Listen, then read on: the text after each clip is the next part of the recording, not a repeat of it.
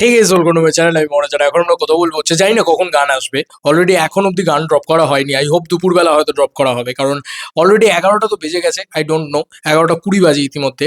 এখনো গান ড্রপ করা হয়নি যখন, আই হোপ এখন অব্দি মানে কাজকর্ম চলছে বা ইত্যাদি। এবার অনেকেই বলতে পারে যে সামনের সোমবার হতে পারে। সামনের সোমবার আই ডোন্ট নো যে হবে, কারণ 22 তারিখ পড়ে যাচ্ছে বন্ধুরা। 25 তারিখে রিলিজ, 22 তারিখে গান ড্রপ করবে। আমার মনে হয় না হবে অত দেরি করে। এই সোমবারই হবে, এই আজকের দিনেই হবে। তবে গান ড্রপ করতে দেরি হচ্ছে এই কারণে আমার মনে হয় যে একটা হতে পারে যে ইয়ে হচ্ছে হয়তো, মানে কে যেন বলে কিছু কাজকর্ম চলছে বা কিছু হচ্ছে। সকালবেলা 11টার সময় ড্রপ না করে 3টের সময় ড্রপ করতে পারে, 2টোর সময় ড্রপ করতে পারে, দেখা যাক কি হয়। দেবদার কথা বলছি। এবার মূলত যে বিষয়টাকে নিয়ে আমরা এখন কথা বলবো, আমার একটা জিনিস দেখে এত এত এত ভালো লেগেছে। সিরিয়াসলি এই মানুষটা কিছু দিয়েছে ভাই, কিছু দিয়েছে রোগরে। মানে যারা মানে সুবিধাবাদী, যারা ফটো তুলেছে, যারা গেছে, তারা যেভাবে মানে কি বলবো, মানে রীতিমতো লোকের কাছে গালাগালি খাচ্ছে। দেব কেন দেব, দেব কেন দেবতা তুল্য, দেব একটা মন কতবার জিতবে, এই কথাগুলো কেন বলছেন। আজকে ফাইনালি মেসিকে নিয়ে দেবদার বক্তব্য বা দেবদার যে স্টেটমেন্ট সেটা বেরিয়েছে। মেসি এখানে এসেছিল, সে ইয়ে পায়নি, মানে সে ঠিকঠাক যোগ্য সম্মান পায়নি। গোটা বাকি দেশগুলো কেউ নিজের ভুলটাকে স্বীকার করছে না। এই যে রাজ চক্রবর্তীর মতন লোকেরা, তারা নিজের ভুলটাকে স্বীকার করছে না, তার বউকে ডিফেম করছে, তার বউয়ের সাফাই গাইছে। শুভশ্রীকে জাস্ট ধুয়ে দিয়েছে দেবদা, পুরো ধুয়ে দেওয়া বলে না, একদম ধুনে দিয়েছে একদম। তো এইটা হচ্ছে দেবদার বক্তব্য, জাস্ট শোনো। কারণ এটা যারা সুযোগ আছেন তাদের জন্য নয়, আমার মনে হয় যে বাংলার মানুষের জন্য একটা একটা নাম হয়ে গেল। আমরা খুব প্রেমিক মানুষ, মানে এখানে প্রচুর বড় বড় ইভেন্ট হয়, প্রচুর বড় বড় সিঙ্গার্স আসে, মিউজিক এসছে, কিছু এত বড় শো হয় যেখানে হাজার হাজার মানুষ আসে।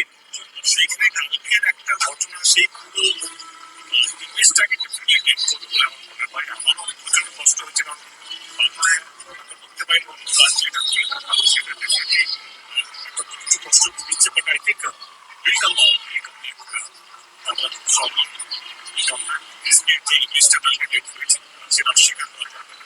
সেই ইমেজটাকে রিকভার করা যায়, সেটা শুধু ইন্ডিয়াতে নয়, এসিস ইন্টারন্যাশনাল সেইখানে পৃথিবী জুড়ে যে একটা রেভলিউশন শুরু কলকাতা, এটা ভালো সেটা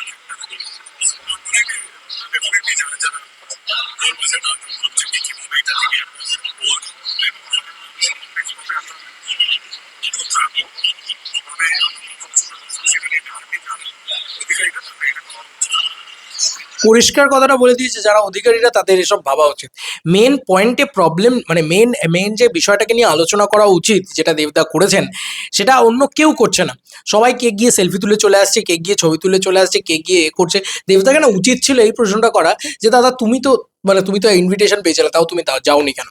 মানুষের টাকার উপর দিয়ে হাঁটতেই মানুষটা ভালোবাসে না, সাধারণ মানুষের কষ্টার্জিত টাকা তাদের সম্মান করতে মানুষটা পছন্দ করে, সেটাকে নিয়ে তো কথা বলেইছে। এবং সর্বোপরি বাঙালিদের মান সম্মান যেটাকে ফিরিয়ে আনার চেষ্টা বলছে, সেটা চেষ্টা করা উচিত। যারা অধিকারীরা রয়েছেন তাদের চেষ্টা করা উচিত। এই অধিকারী ভাবছে, কিন্তু যারা অধিকারীরা রয়েছে তারা মানে বাঙালির সম্মানকে ধ্বংস করে দিচ্ছে। কালকে একটা মানে ভিডিও সার্কুলেটেড হয়েছে, কি ভালো লাগছে দেখতে, যে মুম্বাই পুলিশকে সবাই মানে স্যালুট জানাচ্ছে, যে স্যালুট মুম্বাই পুলিশ, কি ভালো পুলিশ। আর আমাদের এখানকার পুলিশ দেখো, আরজিকর ঘটে যায়, এই ঘটে যায়, ওই ঘটে যায়, আমাদের এখানকার পুলিশ তো ডাল, পুরো ডাল, মানে ডাল একদম। তো এইটা দেবদা বলেছেন মূলত, যে দেবদা এই প্রবলেমগুলোর কথা মূলত বলেছেন। দিস ইজ দেবদা, মানুষের কথা বলেন দেবদা। আজকে শুভশ্রী গিয়ে ছবি তুলে চলে এলো, ফ্যান্স, তার বর তার জন্য সাফাই গাইছে। তার বরের উচিত কি ছিল?